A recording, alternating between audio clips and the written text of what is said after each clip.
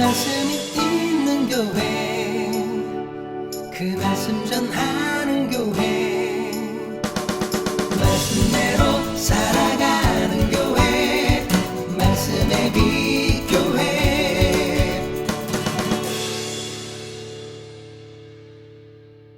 오늘은 무네스 데테라는 제목입니다. 무네스 데테 무슨 말일까 궁금하시죠? 무네스가 테테, 무네스. 헬라어입니다. 헬라어. 2인칭 복수 명령형입니다. 기억하라. 너희는 기억하라. 무네스 데테라는 말입니다. 뭘 기억해야 하느냐라는 겁니다. 예수님께서 부활하셨죠. 오늘은 부활주일입니다. 부활주일, 예수님 부활하셨다, 예수님 부활하셨다 기쁨으로 예수님의 부활을 기억하고 기념해야 되겠죠. 부활하신 걸 기억해야 될 텐데 어떻게 하면 기억할 수 있을까? 부활을 막 생각하면 기억이 되나요? 부활만 막 생각을 많이 하면 부활에 대해서 예수님이 어떻게 부활하셨고 부활하신 후에 뭘 하셨고 막 부활에 대해서 생각을 막 하면 부활이 다가오나요? 물론 그런 과정들도 필요하겠죠. 하지만 우리가 무엇을 기억해야 하는가에 대해서 함께 말씀을 나눠보려고 합니다. 예수님께서는 십자가에 달리신 지 사흘 만에 부활하셨죠. 근데 꼬박 사흘이 지나서가 아니고요. 사흘 만에입니다. 예수님께서 십자가에 돌아가신 때가 우리 시간으로 하면 몇 시예요? 아닙니다. 3시입니다. 3시. 제6시에 해가 져서 어두워져서 제9시까지 그리고 제9시에 돌아가셨는데 6시가 정오고 9시가 오후 3시입니다. 유대인들은 하루 시간 날짜를 어떻게 계산한다 그랬어요? 해가 진 그때부터 다음날 해가 지기 전까지를 하루로 세요. 우리는 그렇게 따지면 해가 뜨고 다음날 해가 뜨기 전까지 이렇게 하는 게 보편적인데 이들은 해가 진 후부터 다음날 해가 지기 전까지를 하루예요. 근데 금요일날 오후 3시에 돌아가셨어요. 일반적으로 해가 지면 그냥 오후 6시라고 하면 시간이 얼마 남았어요? 3시간밖에 없는 거예요. 다음날은 무슨 날이에요? 안식일입니다. 그러니까 금요일 다음에 안식일, 토요일, 그 다음에 부활, 그 다음날 새벽에 부활하신 거예요. 그러니까 그날이 뭐예요? 그래서 주일을 섬기는 거예요. 성경 공부 때도 말씀을 드리지만 주님의 날로 그래서 우리가 오늘 예배하는 겁니다. 그러니까 예수님께서 오후 3시에 돌아가셨는데 오후 6시가 되면 안식일이 돼요. 안식일이 되면 유대인들은 일을 해요? 못해요? 못해요. 먼 거리도 이동 못해요. 더구나 장사를 지낸다 이런 일은 못해요. 그래서 유대인들도 대제사장들도 안식일이 되기 전에 빨리 예수를 죽이려고 한 거예요. 그러니까 예수님께서 돌아가셨어요. 금요일날 오후 3시에. 누가 빌라도를 찾아가서 시체를 달라 해요? 아리마대 사람 요셉이 빌라도를 찾아가서 예수님의 시신을 달라고 해요. 그리고 예수님의 시신을 닦든지 씻든지 해서 세마포에 싸서 아무도 안장하지 않은 새 무덤에 안장하죠. 그걸 누가 봐요? 이 여인들이 봅니다. 근데 아리마대 요셉이 지금 몇 시간 안에 이 일을 다 한 거예요? 적어도 3시간이에요. 그러니까 3시간 안에. 근데 3시에 돌아가셨는데 돌아가신 걸 알자마자 빌라도를 찾아가야 돼요. 얼마나 거리가 되는지는 그렇게 멀지는 않겠죠. 하지만 우리처럼 빠르지는 어찌됐든 빌라도를 찾아가요. 빌라도에게 예수님이 돌아가셨으니까 시신을 내어달라 허락을 받고 또 어디로 가야 돼요? 골고다로 다시 가야 돼요. 그래서 예수님의 시신을 내려서 또 그냥 안치할 수는 없잖아요. 뭔가를 해요. 근데 마태복음, 마가복음, 누가복음에는 뭐 하냐면 깨끗한 세마포로 싸서 넣었다라고 해요. 요한복음만 다른 걸 하나 기록하는데 뭐냐면 니고데모가 모략과 향품을 100리트라쯤 가지고 와서 함께 세마포에 싸서 넣었다고 해요. 마태, 마가, 누가는 세마포에 싸서 넣었다만 하고 요한은 향품 같은 걸, 몰약과 향품을 세마포에 함께 싸서 넣었어요. 어떤 과정이 생략되어 있는 거예요. 깨끗하게 닦고 향유를 바르고 이런 거 일반적으로 하잖아요. 그러니까 장례를 치를 때 보편적으로 특히 유대인이나 애굽 사람들은 이거 굉장히 길게 해요. 유대인의 장례법에 따르면 꽤 깁니다. 저도 누나 입관을 이제 입관하는 거 정말 처음 봤거든요. 근데 예전에는 이 시신을 염한다고 하죠. 다 닦고 이런 솜을 넣고 이런 것까지 다 봤는데 그러지는 않고 마지막 인사할 때만 이렇게 싸는데 이 뭔가를 이렇게 포장지도 아니고 십자가 이런 걸 수십 개를 덮더라고요. 너무 지나치다 싶을 정도로 꼼꼼하게 막 싸요. 하물며 유대인들이 얼마나 이게 뭔가를 많이 하겠어요. 근데 시간이 있어요, 없어요? 그럴 시간이 없어요. 3시간 안에 이 모든 일을 다 해서 안장하고 해가 지기 전에 집으로 가야 돼요. 해가 지면 또 가지도 못하잖아요. 그러니까 최대한 형식만 갖춰서 할 수 있는, 급하게 할 수 있는 최소한도로만 해서 지금 장례를 치른 거예요. 그러니까 어찌 보면 아마 피를 닦긴 했겠죠. 근데 거기에 뭘 못 바른 거예요? 향유나 이런 걸 바르지 못한 거예요. 그걸 누가 봐요? 여인들이 봅니다. 여인들이 봅니다. 자, 누가복음 23장 55절 56절입니다. 함께 한번 읽어보실까요? 누가복음 23장 55절 56절. 자, 시작. 갈릴리에서 예수와 함께 온 여자들이 뒤를 따라 그 무덤과 그의 시체를 어떻게 두었는지를 보고 돌아가 향품과 향유를 준비하더라. 계명을 따라 안식일에 쉬더라. 여인들이 본 게 뭐예요? 뭘 봤어요? 아니, 일단 성경이 기록된 대로 여인들이 본 건 그 무덤과 그 다음에 제 얼굴 보지 마. 방금 읽으셨잖아요. 그 무덤과 그의 시체를 어떻게 두었는지를 본 거예요. 그러니까 어디에 두었는지만 그것만 본 게 아니라 어떻게 두었는지를 본 거예요. 근데 그 다음에 향유와 향품을 준비한 거예요. 그러니까 예수님의 시신에 향유를 바르지 않았을 가능성이 커 보입니다. 그런 모습을 보고 여인들이 예수님께서 그렇게 돌아가신 것도 너무 애통한데 그 주님을 장사 지내는데 그냥 세마포로 싸서 거기다 안장하는 거예요. 얼마나 안타깝고 얼마나 애통했을까. 그래서 여인들은 돌아가자마자 향유와 향품을 준비해놔요. 그래서 발라드리려고. 근데 뭐예요? 가면서 근심하죠. 가면 뭐가 있어요? 큰 돌이 그 무덤을 막고 있잖아요. 여인들이 그 돌을 옮길 힘도 없고 사람 데려가요? 없어요. 어떻게 할지 모르지만 달려가요. 왜? 주님의 그 몸에 본인들이 그걸 하고자 하는 그 애달픈 마음, 그냥 그 일념으로 간 것 같아요. 근데 가서 봤더니 뭐예요? 돌이 옮겨져 있고 들어가 봤더니 예수님의 시신이 보이지 않는 거예요. 얼마나 놀랐겠어요. 그랬더니 옆에 누가 있어요? 삐까번쩍한 옷을 입은 사람이에요. 문득 찬란한 옷을 입은 두 사람, 누구예요? 천사겠죠. 그러니까 천사 보신 적 있으세요?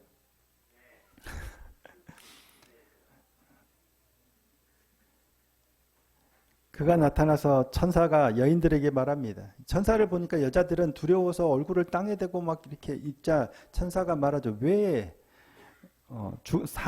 살아있는 자를 죽은 자 가운데서 찾느냐? 여기 계시지 않고 살아나셨느니라. 갈릴리에 계실 때 너희에게 어떻게 말씀하셨는지를 뭐예요? 문에스데테 하라 라고 예수님께서 하셨던 말씀을 언급하죠. 그게 뭐예요? 자, 7절입니다. 이르시기를 인자가 죄인의 손에 넘겨져 십자가에 못 박히고 제3일에 다시 살아나야 하리라 하셨느니라. 몇 번 이 말씀을 하세요?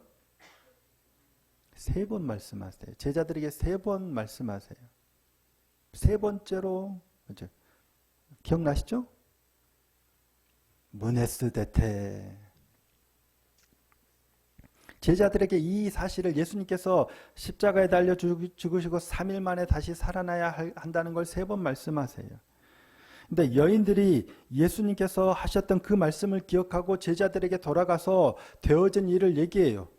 예수님이 부활하셨어. 무덤이 비었어. 부활하셨어. 천사가 나타나서 이렇게 얘기했어. 당신들에게 알아서 이 이야기를 얘기하라고 했어. 그래서 있는 그대로 전해요. 그런데 제자들이 그 말을 믿어요? 못 믿어요? 못 믿어요. 허탄한 듯 들려서 무슨 말도 안 되는 소리야. 그래서 못 믿어요. 근데 베드로는 일어나서 무덤으로 달려가서 구불에서 안을 들여다보는데 세마포만 보여요.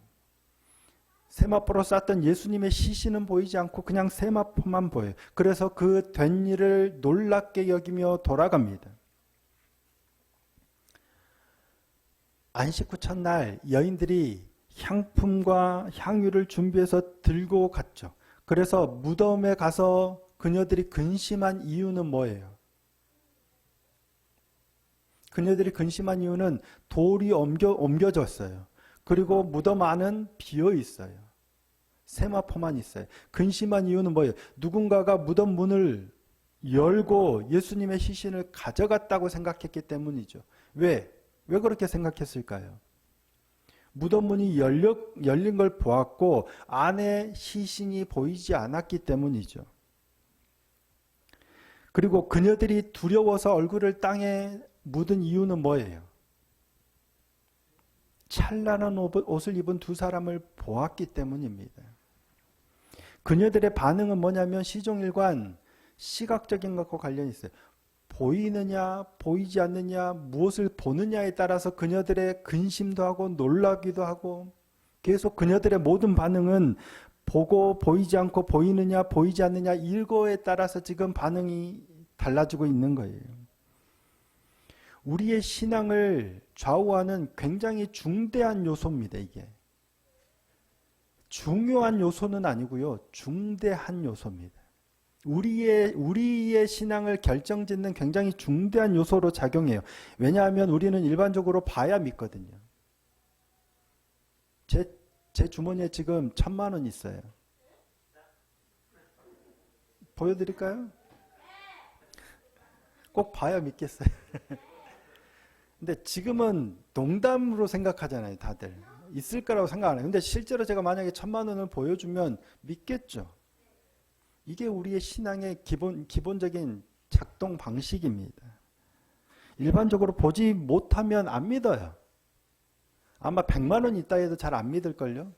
근데 없어요, 사실.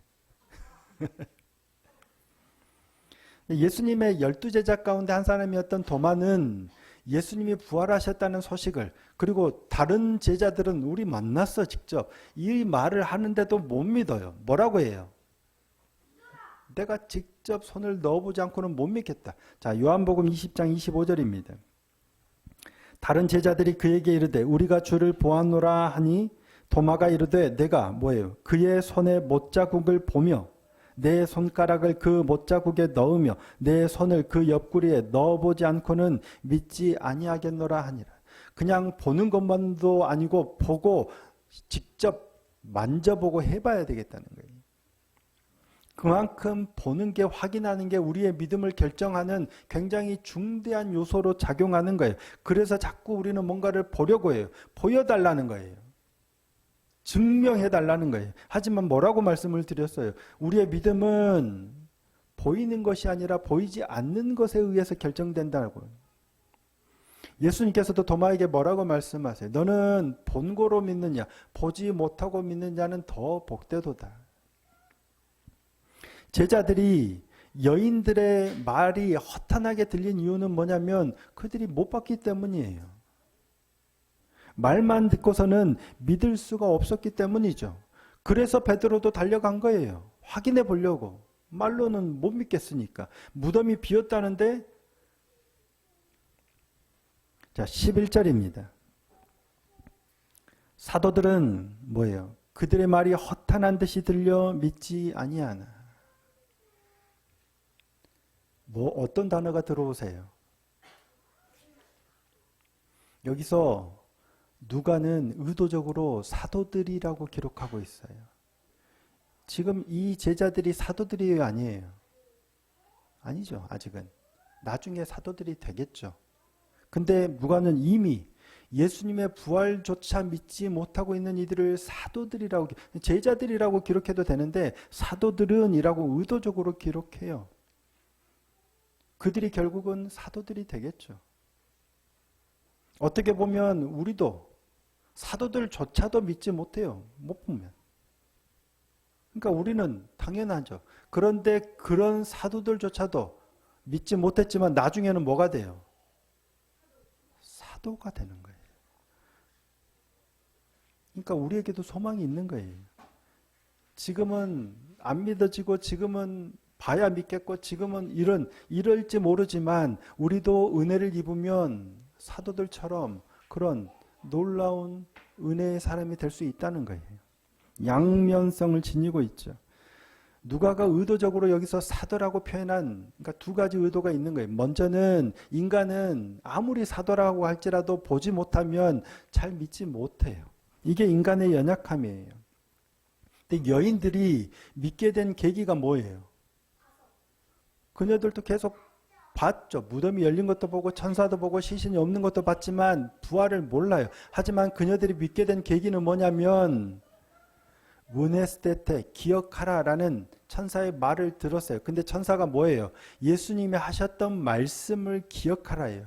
그래서 여인들이 제자들에게 갈 때 뭐예요? 8절. 갈 때 그들이 뭐예요? 예수의 말씀을 기억하고 가요. 기억하라. 그러니까 예수께서 하셨던 말씀을 기억하고 제자들에게 가는 거예요. 말씀을 기억해야만 하는 거예요. 이 말씀은 어떻게 기억할까? 열심히 외워서 열심히 기억하면 잘 기억이 될까요? 물론 잘 외우면 말씀을 암송도 많이 하고 잘 기억하겠죠. 그런 기억을 말씀하는 건 아니겠죠. 어떤 봐야만 믿을 수 있는 상황에 말씀이 기억될 때 믿어지는 거예요. 예수님의 부활을 여러분이 보실 수 있어요? 하나님의 존재를 볼 수 있을까요? 가끔 이렇게 볼 수도 있겠죠. 근데 거의 대부분은 실제로 우리가 볼 수 없어요. 그러면 언제 우리가 믿음을 가질 수 있을까? 부활이 언제 우리에게 소망으로 다가올까? 말씀이 기억날 때예요. 그래서 우리가 매일 말씀 앞으로 나가려고 하는 거예요. 근데 말씀 앞에 나가면 기억이 나나요? 기억나게 하셔야죠. 천사가 기억나게 했기 때문에 기억을 하는 거예요. 우리에게는 누굴 보내셨어요? 네, 성령. 요한복음 14장 26절입니다. 보혜사 곧 아버지께서 내 이름으로 보내실 성령 그가 너희에게 모든 것을 가르치고 내가 너희에게 말한 모든 것을 생각나게 하리라. 우리는 은혜를 사모하면서 열심히 말씀 앞으로 나가면 깨닫게 하시고 기억나게 하시는 분은 성령 하나님이세요. 그걸 성령의 조명이라고 말씀을 드렸죠. 이걸 엑스에게시스라고 그랬죠. 우리는 에이스, 말씀 안으로 우리가 들어가지만 말씀으로부터 성령의 조명하심으로 깨달아지고 알게 되는 그럴 때 우리는 기억할 수 있는 겁니다. 그럴 때 우리는 믿어지게 되는 거예요. 아직 잘 안 믿어져. 안 믿어지면 어떻게 믿어야지 라고 한다고 믿어지는 게 아니겠죠. 깨달아지는 거고 기억이 나는 건데 언제 우리가 사모함으로 늘 그 말씀 앞으로 나갈 때 하나님께서 깨달아지고 하나님께서 믿어지게 하시고 하나님께서 어떤 위급한 상황에 기억나게 하시는 줄 믿습니다. 이게 우리의 믿음의 신앙의 작용 방식이에요. 그러니까 너무 안 믿어지는데 믿으려고 애쓰실 필요는 없어요. 다만 우리가 애쓸 건 뭐냐면 부활이 믿으려고 막 애쓸 게 아니고요. 말씀 앞으로 나가는 걸 애쓰시면 돼요. 사모함으로. 그러면 하나님께서 깨닫게 하시고 하나님께서 기억나게 하시고 하나님께서 믿어지게 하실 거예요. 오늘 세례를 받으신 분도 이미 세례를 받은 모든 이들도 그 은혜가 저와 여러분에게 있기를 소원하고 축복합니다. 우리가 할 건 그 은혜를 삼음으로 더 말씀 앞으로 나가는 거죠. 말씀을 듣고 읽어야 기억나죠. 주님께서 깨달아지고 믿어지게 하심으로 부활이 실제가 되는 은혜가 있기를 소원하고 축복합니다. 그 은혜로 부활을 살아가는 주님의 참된 제자가 다 될 수 있기를 예수님의 이름으로 축복합니다.